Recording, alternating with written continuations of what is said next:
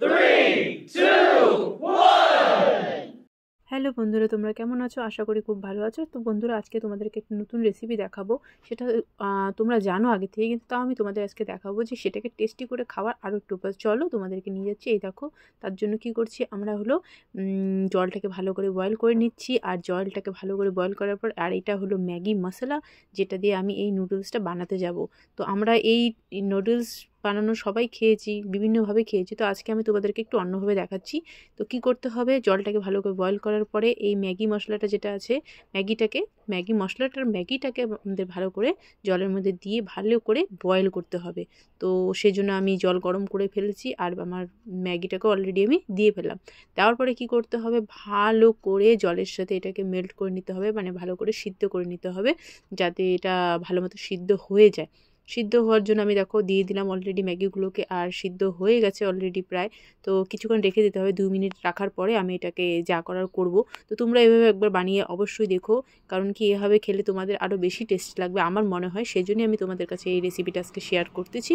তো তোমরা কিন্তু নিশ্চয়ই ঘরের মধ্যে বানাবে, আর আমার প্রসেসে একবার বানিয়ে কিন্তু নিশ্চয়ই খেয়ে দেখবে যে তোমাদের কেমন লাগতেছে।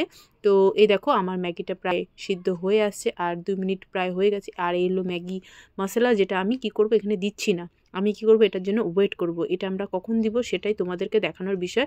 তো এই দেখো আমার ম্যাগিটা হলো সিদ্ধ পুরোপুরি হয়ে গেছে। আর আমি কি করলাম, সিদ্ধ করার পরে এটা যে আমরা হলো চায়ের ছাঁকনি যেটা আছে সেটা দিয়ে আমি এটাকে ছেঁকে নিই, মানে জলটাকে আমি বের করে নেব, বের করে আলাদা করে নিচ্ছি। দেখো ম্যাগিটাকে কীভাবে আমি আলাদা করে নিচ্ছি।